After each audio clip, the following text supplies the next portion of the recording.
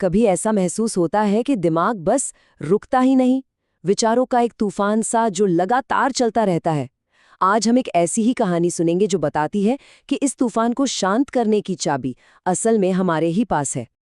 ये एक जाना पहचाना एहसास है ना, एक ऐसा मन जो एक पल के लिए भी शांत नहीं बैठता, जहां एक के बाद एक बस ख्याल आते ही रहते हैं बिना किसी ब्रेक के।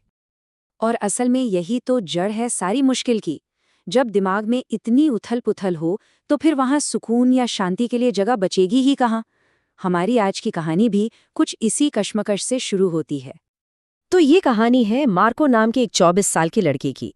बाहर से देखने पर उसकी जिंदगी बिल्कुल नॉर्मल लगती थी, लेकिन अंदर अंदर उसके मन में एक ऐसा तूफान था जो उसे एक पल भी चैन से नहीं रहने देता था।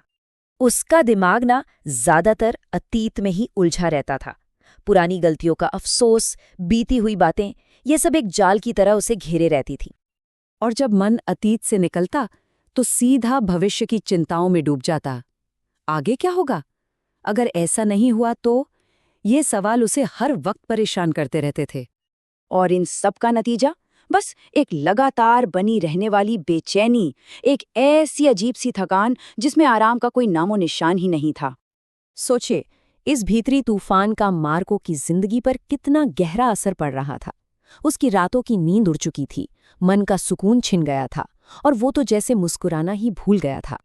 लेकिन फिर एक दिन मार्को ने तय किया कि बस अब और नहीं, वो ऐसे नहीं जी सकता।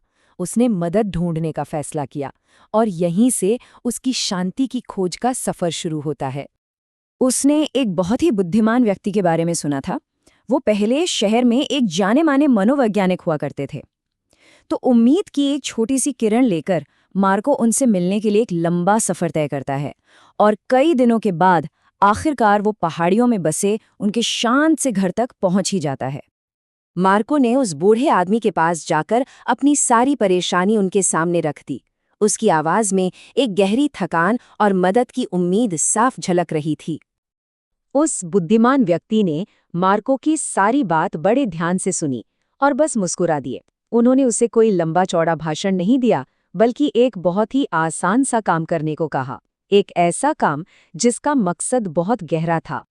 उन्होंने मार्को को पानी का एक ग्लास दिया जो ऊपर तक, मतलब बिल्कुल किनारे तक भरा हुआ था। काम बस इतना था कि उसे गांव के दूसरे छोर तक जाकर वापस आना था, और शर्त ये थी कि पानी की एक बूंद भी छलकनी नहीं चाहिए। मार्को ने ये चुनौती ले तो ली, और जैसे ही उसने पहला कदम बढ़ाया, उसकी पूरी दुनिया बस उस एक गिलास पानी में सिमट गई। बाकी सब कुछ जैसे धुंधला हो गया था। अब देखिए, रास्ते में तो बहुत कुछ हो रहा था। बच्चे खेल रहे थे, कुत्ते भौंक रहे थे, दुकानदार आवाजें लगा रहे थे, मतलब पूरा बाजार का शोर था। लेकिन मार्को को इनमें से कुछ भी सुनाई नहीं दे रहा था। उसका पूरा ध्यान, उसकी सारी चेतना बस उस पानी के गिलास पर टिकी थी।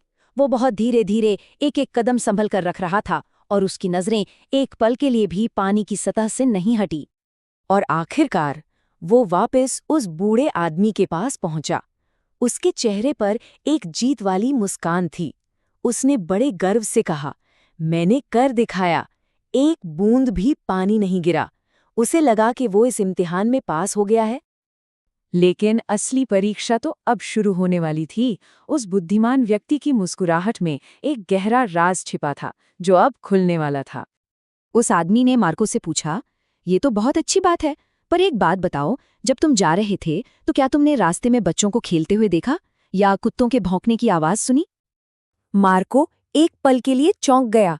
उसे एहसास हुआ कि उसे अपने आसपास क्या हो रहा था इसका कोई अंदाजा ही नहीं था।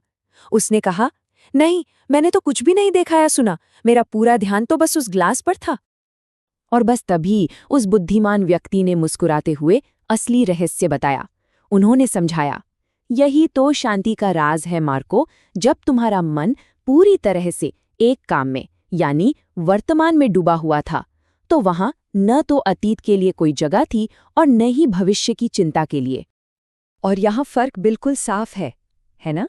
एक मन जो भटका हुआ है वो अतीत और भविष्य के बीच झूलता रहता है, जिससे डर और उलझन पैदा होती है। लेकिन जो मन वर्तमान में टिका है वो पूरी तरह से शांत होता है, फोकस्ड होता है। वहां फालतू विचारों के लिए कोई जगह ही नहीं होती। मार्को को धीरे धीरे सारी बात समझ में आने लगी।